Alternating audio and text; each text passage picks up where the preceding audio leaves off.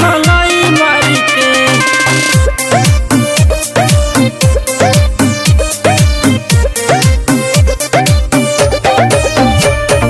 कोलले बाड़ू होटल तू ढाई मारी के, कोलले बाड़ू होटल तू ढाई मारी के।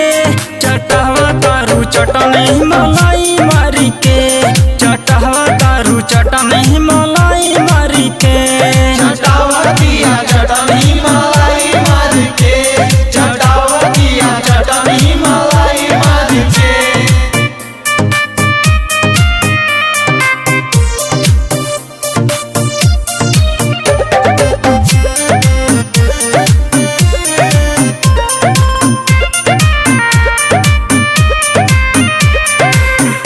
सोना हमरा ई स्वाद के पैमाना नहीं खे।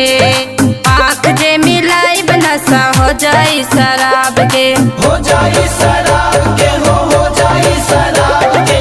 आँख से मिलाई नशा हो जाई शराब के।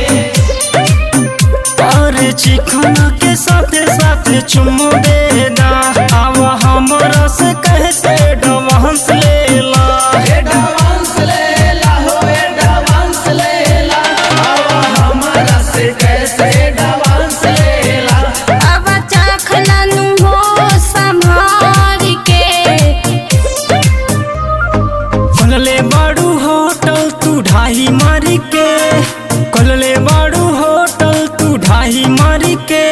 चटहवा तारू चटनी मलाई मारी के, चटहवा तारू चटनी मलाई मारी के। चटावा दिया चटनी मलाई मार के, चटावा दिया चटनी मलाई मार के।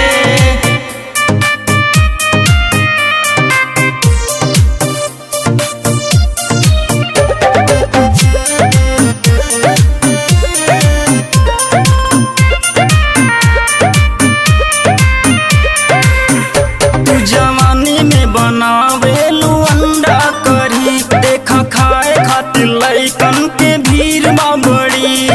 भीड़ बा बड़ी हो दादा, भीड़ बा बड़ी। देखा खाए खातिर लइकन के भीड़ बा बड़ी। सिंगर रोशन राइटर शिवा के सिखाइब, चंदन के अपना गले से लगाइब।